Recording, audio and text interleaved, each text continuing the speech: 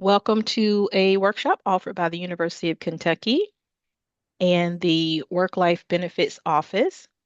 We offer a variety of workshops for our working parents here to support them on their parenting journey. And today we're going to be talking about digital and online literacy and well-being for our employees. And thank you so much for being here. We look forward to hearing from Cody Dean, who is our speaker today. Thank you, Cody. Thank you so much for having me. Welcome, everyone.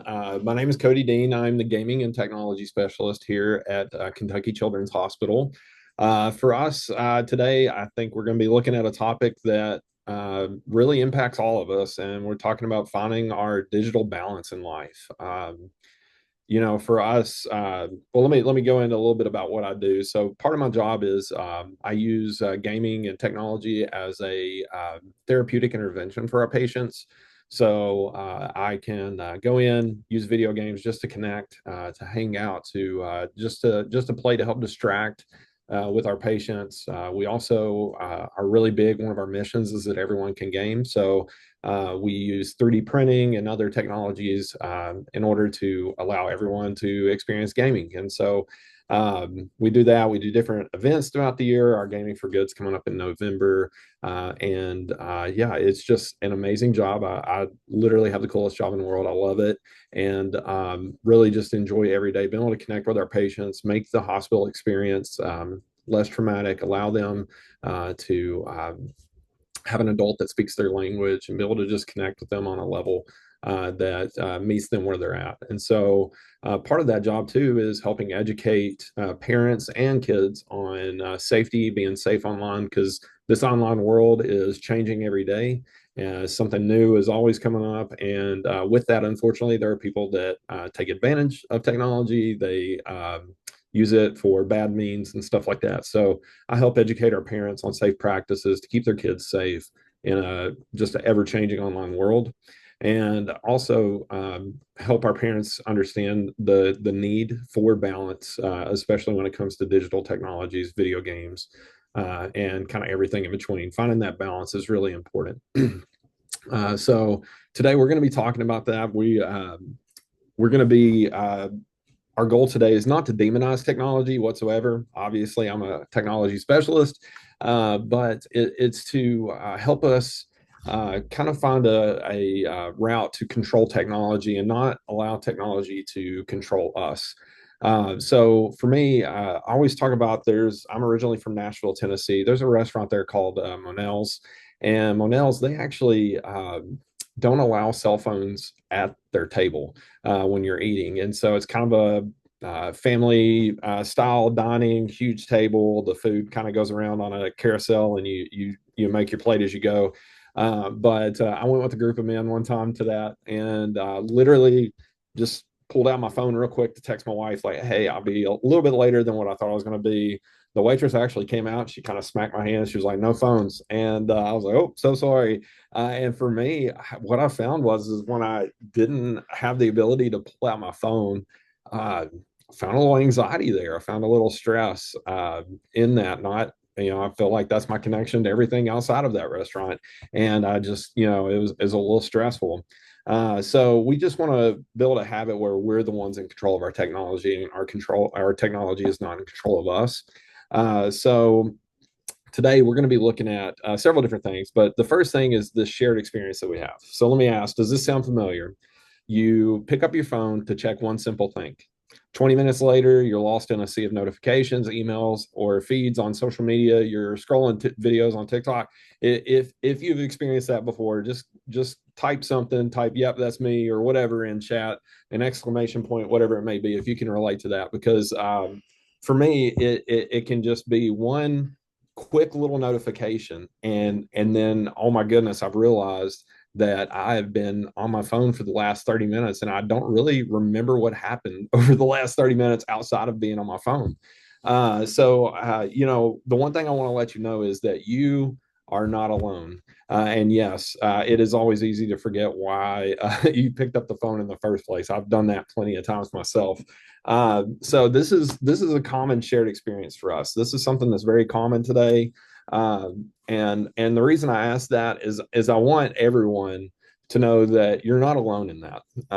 This is something that all of us experience, and it's just part of the technology. It's part of learning the technology of today and doing that. So, in talking about not demonizing technology, there's a book that I read by Tony Reinke. It's called 10 Ways Your Phone is Changing You.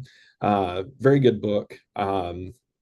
But in that, it talks about digital technology being just the communication form today of today. You know, there was stone tablets that we chiseled on, there was papyrus, and then paper, and now it's digital communication. It's just a new way to do things, and of course, it can be demonized as it comes into as a new thing for every generation that's happened with. But today, I just want to help us to be able to find that we all are in this together. If you don't believe that you're in this together with other people, I encourage you to go sit down at a restaurant somewhere and just observe other people and how many people are on their cell phones and how many people are kind of looking at their phones instead of being present in the moment. So we're not alone.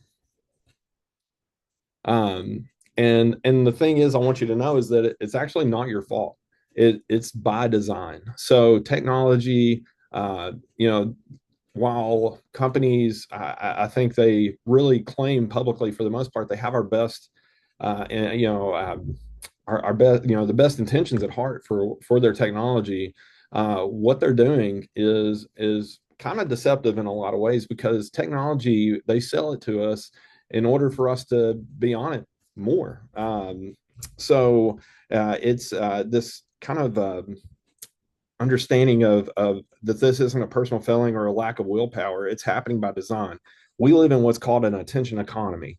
There's stats, and you can look those up of the attention span of each generation that's coming on. And I think the newest generation now, Gen Z, not Gen Z, Gen I think, because there's a bunch of different terms for it. But I mean, it's like a 6 second attention span. It's wild to me that it can be that way. But I've got four boys of my own.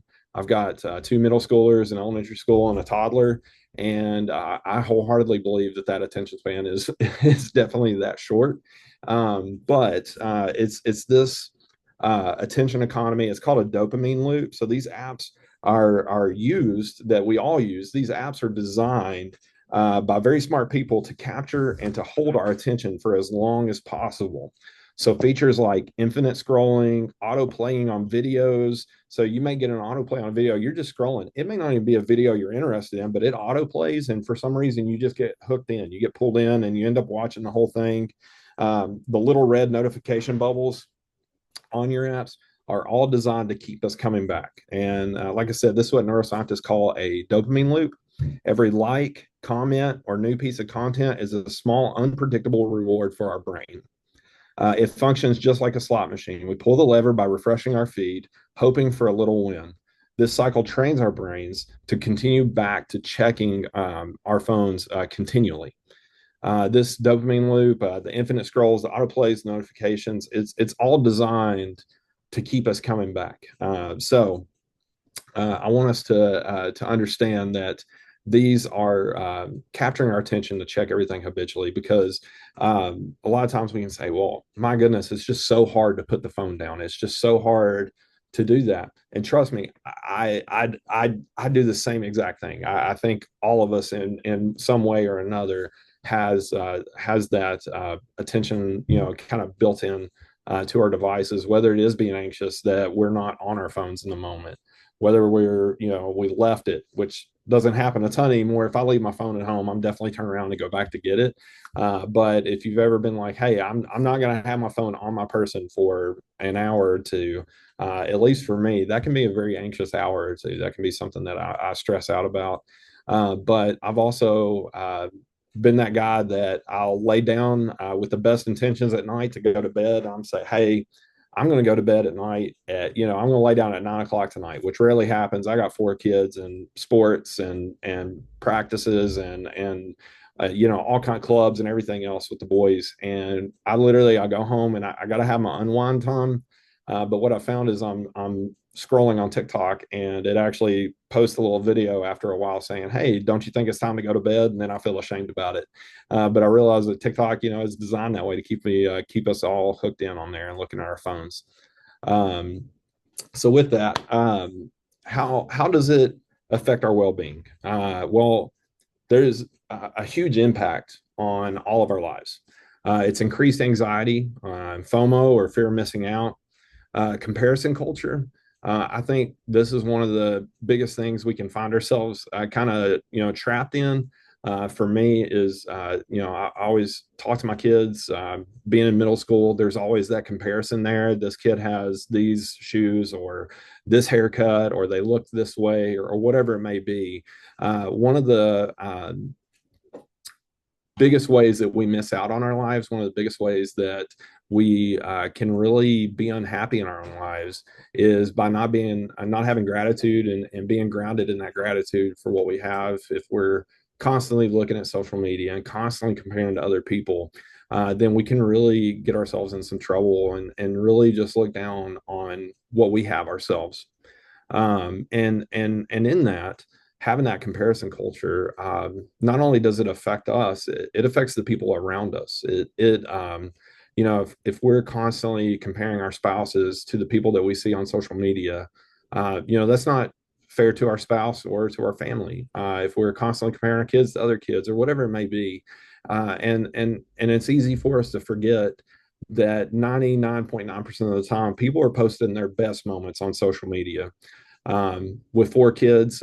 We just went on vacation last week to Florida, and we had the photos at the beach where the maybe 2.5 seconds I could get my kids all to look at the camera at the same time. Some of us can probably really relate to that, but the 2 seconds I got them to look at a camera for me to snap the perfect photo. I didn't post anything about the hectic car ride down with those boys for 11 hours in a vehicle. I definitely didn't post anything on the way back because that was even worse. Like we don't post those moments where everything's kind of falling apart. We post the perfect moments, and what we can find is, especially when we're comparing on social media and living in that comparison culture, is that we can compare our worst moments to other people's best. And that's just not fair. It's not fair, and it's not fair to yourself either. So we just have to be really careful with comparison culture. It affects our mental health. It affects our emotional health too. We have shorter attention spans. So what we can find is, even having conversations in person, it can be really difficult to focus on what they're saying, and we can have all the appearance of listening or hearing, but we're not really listening to them. So we have to be careful with that. It reduces the tolerance for boredom and creativity. Some of the greatest inventions came from boredom. Some of the most creative moments came when there was nothing else to do. I talk to my kids all the time, and I'm 35 myself, and so I'm a '90s kid. But when I talk to my kids, and by the way, just a side note, it kills me. My kids today say that I was born in the 1900s, and we just have a whole issue with that. I don't know if you all have experienced that yet or not, but oh my goodness, they're literally asking what the 1900s was like, and I just can't go there without getting too deep in a rabbit hole. But what I found is, even as kids, like, we were more creative when we were bored. Probably didn't always lead to the best of ideas, but we also created really cool things out of our boredom because there wasn't anything there phone wise to distract us. And so even sitting sitting in a waiting room, or like not too long ago, I had to get my oil changed, and I decided just to hang around and wait. And I thought, oh my goodness, if I didn't have my phone, what would I be doing right now? So I mean, it can just affect us in that way in our emotional health. It can also affect our relational health. Phubbing, Phubbing, phone snubbing can happen. Go back to the example that I used on the last slide. Go to a restaurant, look at how many people are on dates, but they're on their phones instead of talking to one another. I actually had some friends of mine that they would actually go on a date. They would go in person, they would go sit down, but they wouldn't verbally talk to one another. They would text each other at the table. And I think that just really leads to maybe not the best of ways to connect with other people. It can really affect our relational health because we feel disconnected from those present. And it's easy now to sit in a room full of people and feel disconnected from everyone. And so, it can really affect our relational health. And so we have to be very careful with that. Uh, thanks for our host today, because I actually didn't think about adding this to this presentation until yesterday when she sent me the article. But the next thing I want to talk about is AI generated content.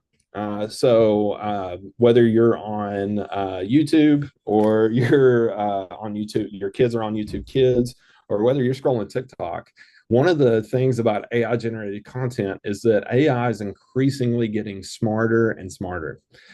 So it can create videos that are so convincing anymore that it really can affect it can really hit us with disinformation. And it can affect us in ways like it erodes our trust and reality. When you're seeing TikTok videos of different things. I mean, you can scroll 10 videos on the same exact topic, and there's 10 different perspectives on it, and probably none of them are AI generated. They're becoming more and more realistic. And the scary thing is now is that AI, it's all becoming so smart that you can actually have your likeness, your face be put on a video, or your voice can be played over audio. It can copy your voice pretty accurately now. I won't get into all the things about AI, but AI, our world is in a race right now to build AI up. And the problem is that no one knows where it's actually going. And so there's not a lot of guardrails that are actually really set up to protect us. It's like, hey, we're going to make as much progress as we possibly can, and we're going to build as much as we possibly can, as quickly as we can.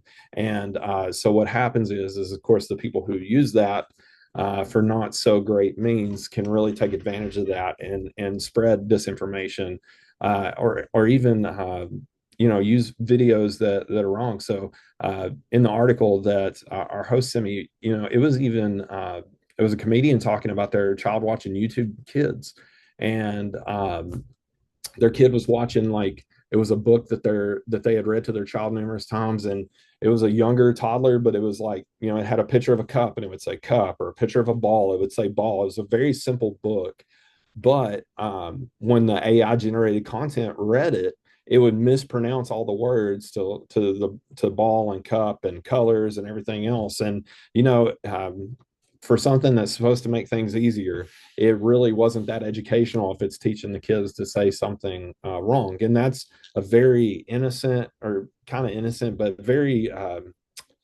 minimal impact kind of way that AI can really mess things up. And imagine you start getting into other things, conspiracy theories and all kinds of other stuff that can really affect our mental health. It can give us information overload. It can really give us mental fatigue. Say it in chat if you want to, but I mean, do you ever just feel tired of all the information that's around us? I mean, we're just wore out with everything, and our feeds, our phones give us more and more and more information every single day, and it wears you down. It tires you. It really is scary. And so for me, as someone that deals with anxiety, I mean, it adds to the anxiety in that. It gives a fear of, it's really fear mongering with a lot of these AI generated videos. It's emotional manipulation. It's all kinds of stuff. It spreads disinformation.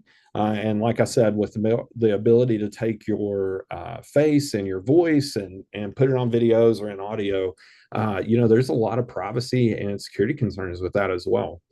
Um, for me, I didn't touch AI when it first came out. I said, I'm not going to do it. And then, of course, my kids started coming as they started getting into middle school.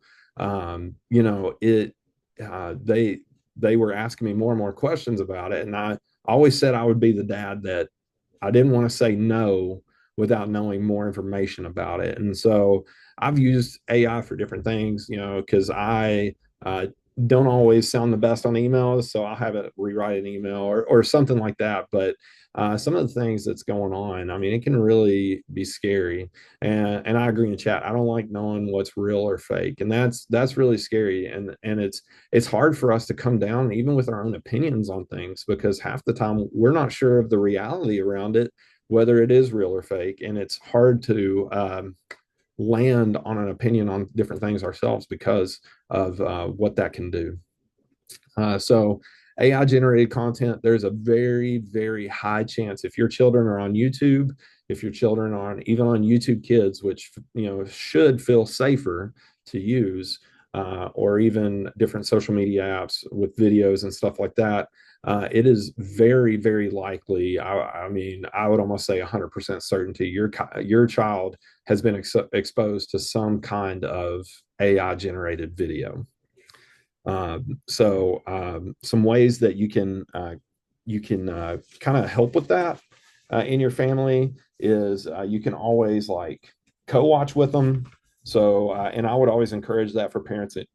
Anyways, is it's always best whether it's video games that I play with my patients or content that they're consuming online. I always encourage the parents to just check it out for themselves, to be a part of it.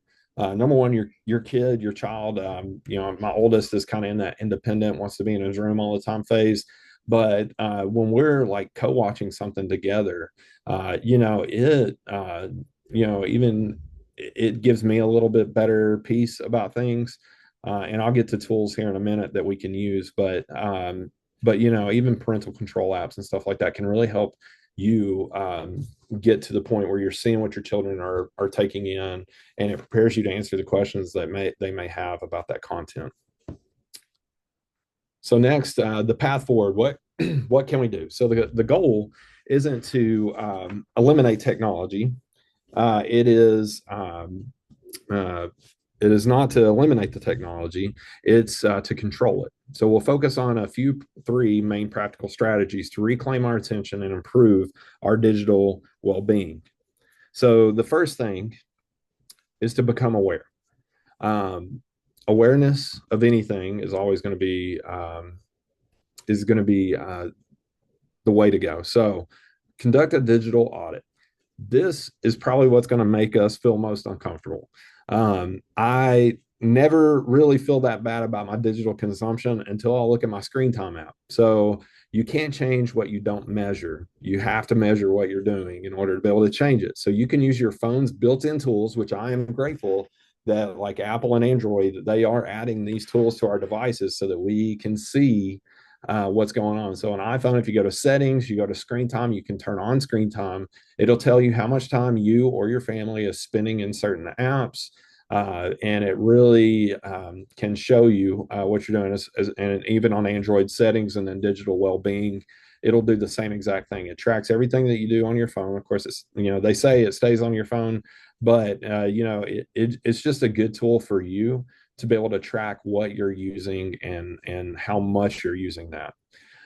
So then after you do that, and I would recommend this week, just take the rest of the week, turn on your screen time today, take the rest of the week and say, okay, this is what I did on each day. And it actually does break it down per day for you. So you can see how much time you're averaging. I'm an iPhone guy. So on iPhone, it'll actually send me a notification like every Sunday night. It'll say your average digital time went up by an hour this week, or it went down by an hour. So I really like that it kind of gives you those mile markers too, so you can be aware. It's not a tool that you can set it and kind of forget it, but you can also set it up where you can see how much time you're spending and it reminds you.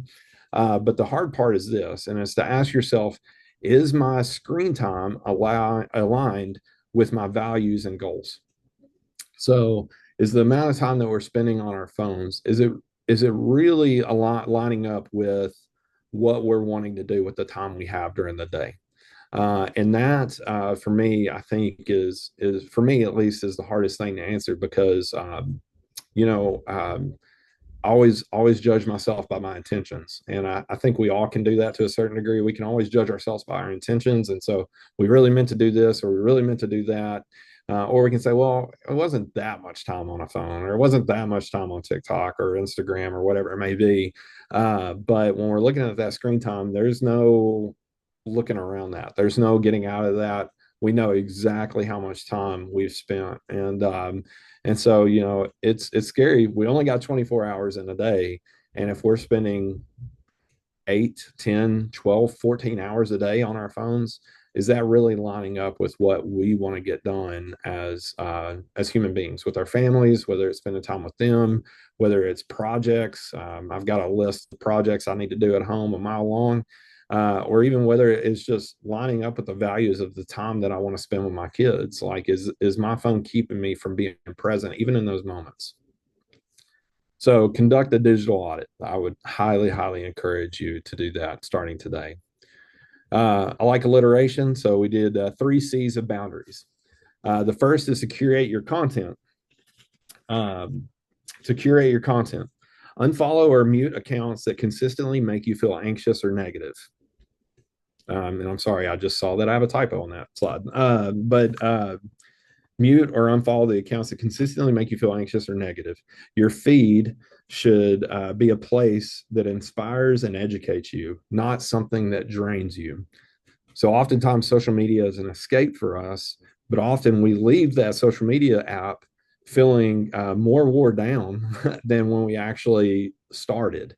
So we almost need an escape from the escape. And so curate your content, unfollow those accounts that make you feel bad. Your feed should be inspiring, not draining. Control your cues. Turn off all non-essential notifications. Decide when you want to check your phone. I love now, like on iPhone, and I know Android has a version of that as well. But iPhone, you can actually set up like different profiles. So, like when I walk into work, I have like my phone goes into work mode, and so there's only certain apps that will notify me uh, while I'm at work. And when I leave work, it knows that I've left work and it will go back to like my normal mode. It'll do the same thing at night. Only certain apps will notify me at night. Now I will tell you, for me at the beginning of that was a huge stressor, because then I did have the fear of missing out on what am I missing on all these other apps. I'm going to be honest, and probably most of us can agree, probably say this too. A lot of us have more apps than what we actually know we have on our phones. Like there's apps that we haven't touched in forever that we're like getting notifications from, and we're like, oh, I haven't even touched that app in a year or whatever it may be. So control your cues. If there's apps that you really don't feel you need notifications from, I would suggest going to your settings app and going to notifications and turning off the notifications that come from those apps. Because what it can do is, if it's an app that you really don't care that much about, that notification can still drag you in to feeling lost in emails and text and social media feeds. It can drag you into all the other stuff. um, so decide when you want to check your phone. And when we're talking about cues too, one of the worst habits that I've developed, and I'll completely own this, is I have an Apple Watch, and I was actually having a conversation with one of my teammates the other day, and I got a notification on my watch, and the first thing I did was I looked at my watch real quick. Now it's becoming more culture is becoming more aware of that. Used to, like when I grew up, if you're looking at your watch, it's a sign that you're bored. It's a sign that you're ready to get the conversation over, or that you're in a hurry. And so for me, every time I do that, I'm thinking, oh my goodness, I was so rude in doing that. So even turning off notifications, unless it's like essential notifications, you can turn off all non-essential notifications on your watches and stuff as well, to be able to help be more present in the moment in those conversations. And then create containers. And this is one of my favorite ones, because you can establish tech-free zones. You can These tech-free zones are you know something that you can set up. So for me, two are the dinner table. So when we're at the dinner table, and my family, we can be inconsistent with that, especially with late practices. But when we're at the dinner table as a family, there's no phones. And that took a little while to get used to, but it's actually started. Like my kids know now, when you're coming to the dinner table, that you may, you're not going to have your phone. And so they get used to it. They adapt to it. But the dinner table is a really good one. The bedroom is a really good one. And there's studies out there, you can Google it. There's studies out there about the effect it can have on your brain when you're trying to wind down and go to sleep at night and you're doom scrolling on TikTok and you're looking at all these crazy scenarios that may or may not happen. It gets your anxiety up before you go to sleep. Um, going in and just I use my phone for my alarm, so I don't. Some people have actually started leaving their phones, like they charge them on the kitchen counter and they go to bed at night and they don't take their phones with them to the bedroom at all. I have my phone in there with me. I have my phone on me all the time, but you can still not look at it, and that's hard. But when we train and we look and we train ourselves to do that, we can get to the point where we're not looking at our phones during those times. And the tech free times, first thing in the morning, the last thing at night, it's just good times to not have tech. You get up, whether you're exercising or whatever you're doing, your morning routine, just make try to do something productive in your first 20 minutes after you wake up, as opposed to rolling over and looking at your phone and scrolling a feed or checking for notifications or checking for likes or whatever it may be. What I found is for me, and I have been working on this for myself personally, having that tech free time in the morning has been really good for me, and it's started my day off a lot better, especially for those of us who work on main campus here and you're driving on Nicholasville Road every day. You need to be as happy as you can be before you take on that challenge every morning. So having that tech free time makes me a little less agitated before I have to fight traffic. So create those containers, dinner table, uh, bedroom, tech free times in the morning or the last thing at night, or whatever it may be. Even connecting with other people, it's always good to have those tech free times where, even if you and your spouse sit down and say, hey, we're going to take 10 minutes every night. We're going to take 10 minutes, no phones, no TV, no distraction. We're just going to sit down and just genuinely talk. It's not a huge goal, right? It's not saying, hey, we're going to sit down for an hour and a half every night. I don't know of any of us that may have an hour and a half free anymore in the evenings, but 10 minutes, we're going to sit down and we're just going to look each other in the eye and we're actually going to connect and talk. I think it's really good to do that, even with your kids. Like, hey, we're going to take just a couple minutes and we're going to talk about our day with no devices. I think it just really builds those relationships. Even though kids are growing up in all this tech and everything else, kids today, and what I found even in my job, is kids today are craving connection with real people. I think what we're seeing in that is like through COVID, my kids went to almost 2 full years of online school where they didn't see anybody. Like schools were closed and all that. And what I'm seeing with our kids is that even now they're really craving that in-person connection with other people. So strategy 2 is to create those boundaries. Strategy 3 is to reclaim connection. Prioritize the people around you. Shift from passive scrolling to active engagement. And I'm not saying like you don't have to do away with all technology for that. I'm a gamer. My kids love games. So like me and my kids, instead of me playing a game and then we're all in different worlds, we play games together. I will always, always, always recommend a Nintendo Switch if your family plays anything at all. It is so much fun to just connect together and play Mario Kart together. If you're really looking for arguments in your family, then you play Mario Party. It can really get real fast with that. But like play video games together. Play those however many people you have. Like play those 4-player games or play whatever where you can engage in that technology together. But some kind of active engagement, walking at the park or walking around your neighborhood or just hanging out, throwing a ball, any of that, shift from that passive scrolling where you're in the room and everything's going on around you while you're looking at Facebook or whatever it may be, to active engagement. And when I say all this, I want you to understand that I'm saying this to myself first before I say it to anybody else, because I'm absolutely guilty of everything that I'm talking about today.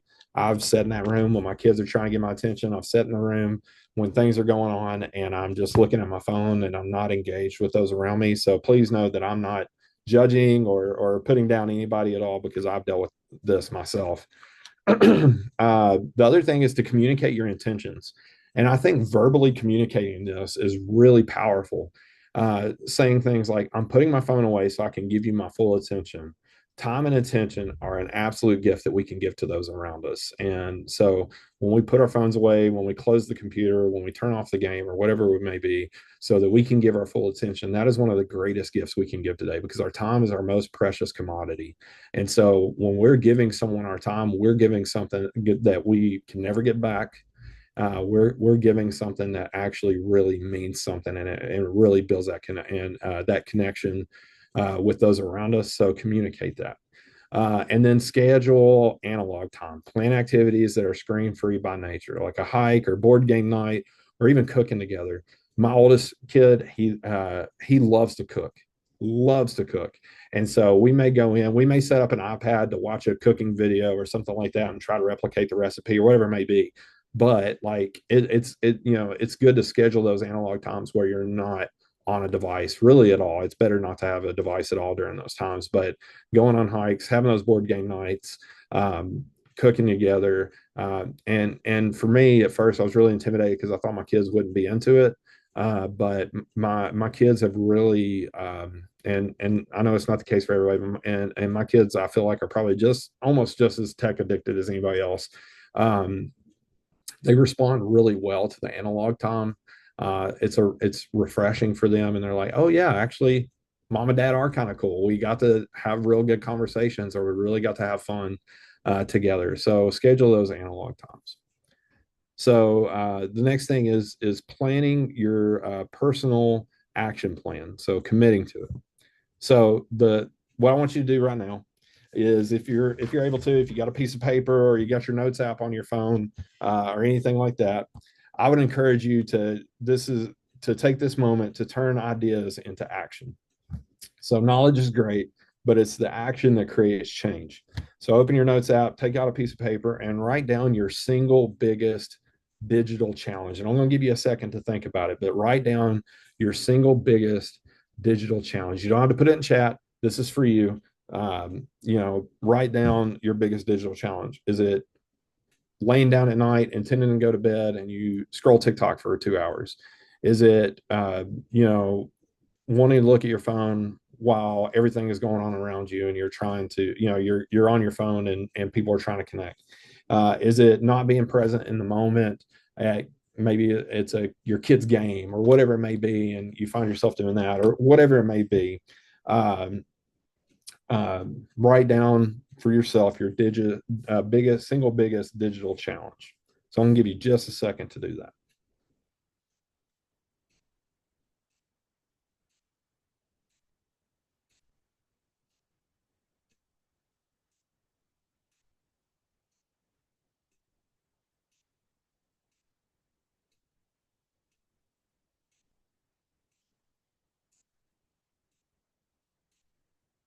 All right. So first, we talked about writing down our single biggest digital challenge. Um, Second, and most importantly, decide on one small specific change that you can commit to for the next 7 days. It doesn't have to be big. It doesn't have to be like crazy, like I'm not going to touch my phone for, these amount of hours every day, stuff like that. Think of one small goal, like I will not bring my phone to the dinner table. I will, take the last 30 minutes before bed and not have my phone, or I will not look at my phone for the first 20 minutes in the morning, or anything like that. Even the small goal of I am going to look at my notifications. I will turn on the screen time so that I can measure how much I'm looking at my phone. One small goal that you can look at. And I'll give you a second to write down that one small specific goal.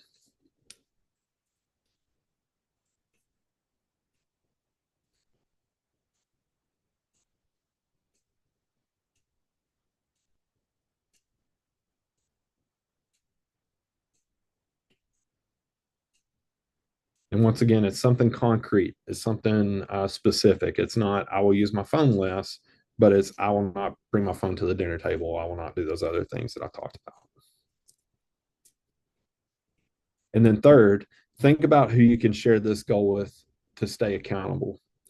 Think about who you can talk to about this and say, hey, for the next week, maybe it's your spouse or maybe it's a friend or whoever it is. Like maybe it's your friend you meet for coffee, every couple of days or once a week or whatever.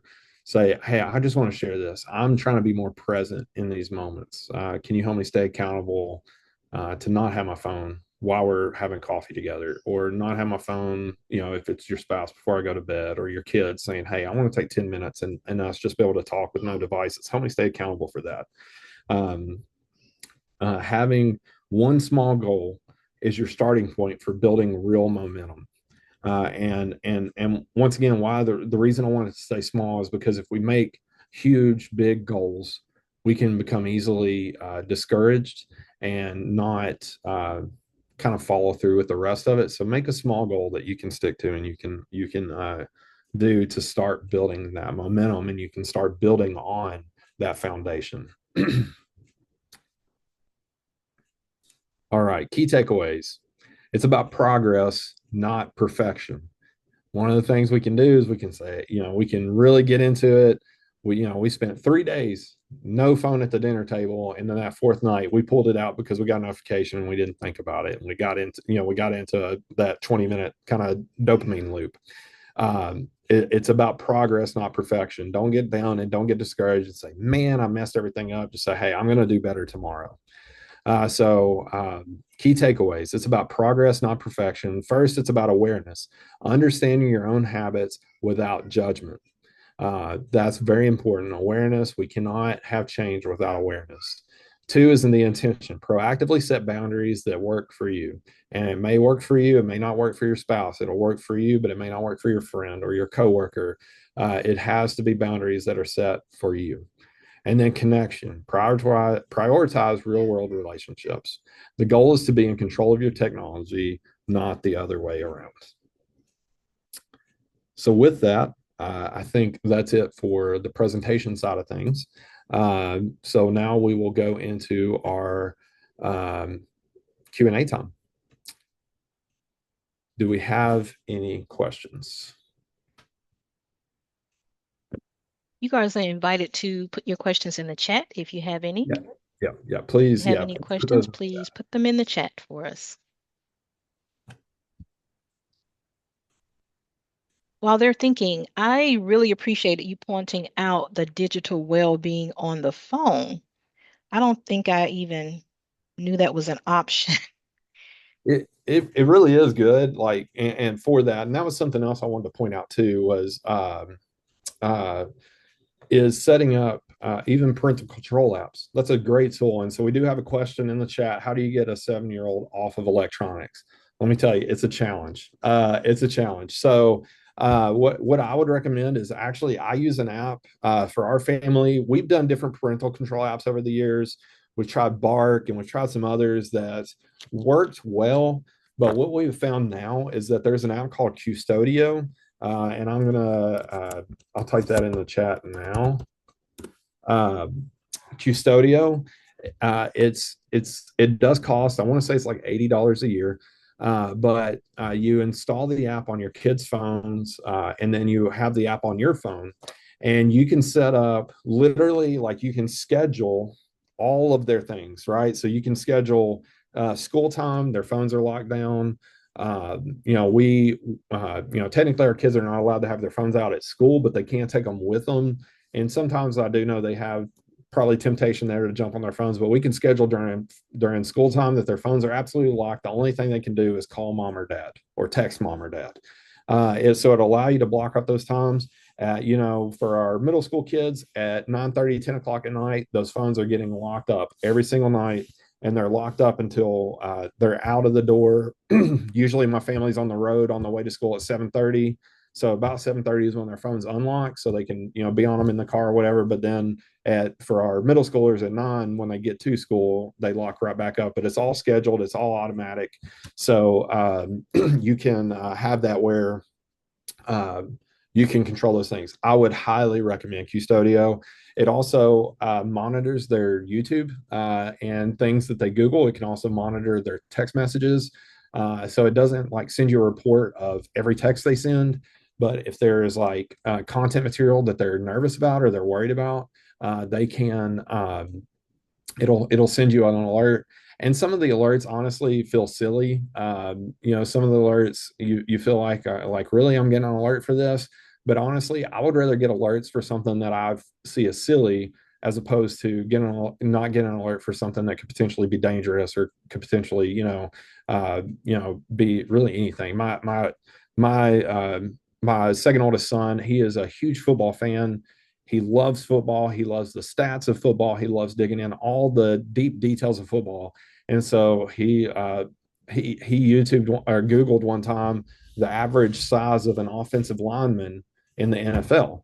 Well, it flagged it for body image and stuff like that. So I mean, it literally for stuff that you probably wouldn't expect it to flag, it does, and it's been really helpful for us to be able to see what they're Googling and see what they're YouTubing and stuff like that. So it's really been helpful. So Custodio is one I would highly, highly recommend.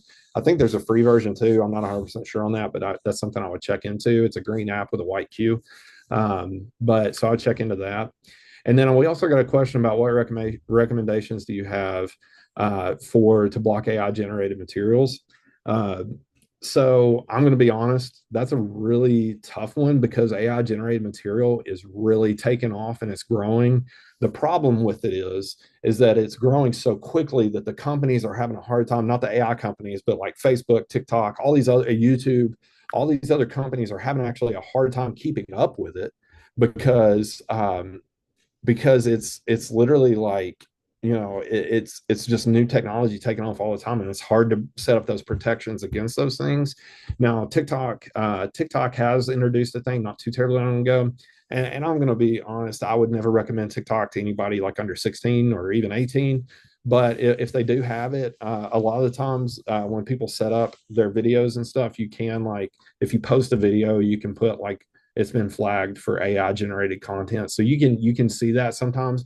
The only thing I don't like about TikTok is they put it in very small, very like thin print at the bottom of the page, bottom of the video. So it's kind of hard to see sometimes, but it'll indicate that it's AI generated. And other companies are starting to catch up with that and they are starting to be able to detect it. But unfortunately, as AI is getting smarter every single day, it gets harder and harder to kind of get past on that. So just check into what tools YouTube and all them can have to do that. But it is a challenge to get around that. So the big thing I would recommend is checking for co-watching with your kids, looking at the materials. A lot of times, especially with AI generated content, even though it is getting smarter, there's little cues that you can see um, that you can tell it's AI generated. Sometimes there's just a weird thing that's off in the background of the video and you can tell, well, that's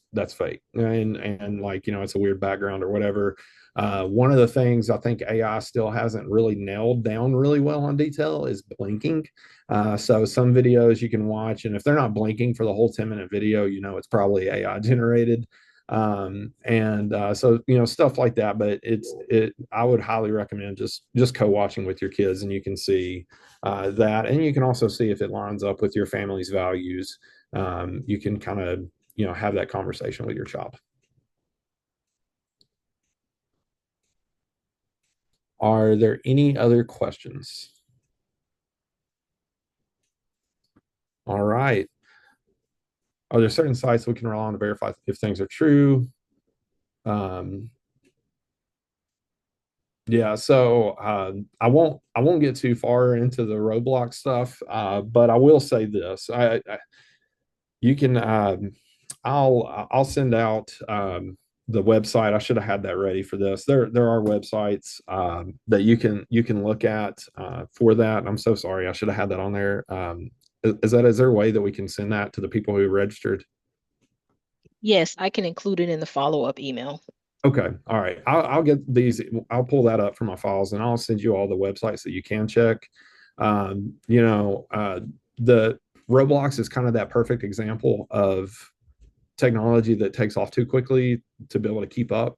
Roblox has officially now been the most exploited video game for you know sexual misconduct or anything like that online. Unfortunately, just about a month or two ago, two kids within a week, and I forgot what states they were in, but two kids within a week actually got kidnapped by people they met on Roblox. Roblox, they're trying to implement AI in order to be able to better check things out on different servers and different things that are on Roblox. Um, but Roblox has really unfortunately become something that's a pretty rough environment to be in, as just like what you're talking about in chat. There it's showing stuff that you necessarily probably wouldn't want your kids exposed to, and then of course you have the whole chat side of it as well that can get pretty rough. That's one of the things we have Fortnite specifically in our teen lounge at the children's hospital, and we don't allow chat in there at all. We mute all chat just so that kids aren't exposed to what people are saying, because it can get pretty toxic, pretty scary, and it's never good to have in a healing environment. Toxic people being online and saying horrible things, but uh, you know. I'll send those sites out that you can rely on and check and see what is safe and what's not for your kiddos. Um, so with that, this is my contact info.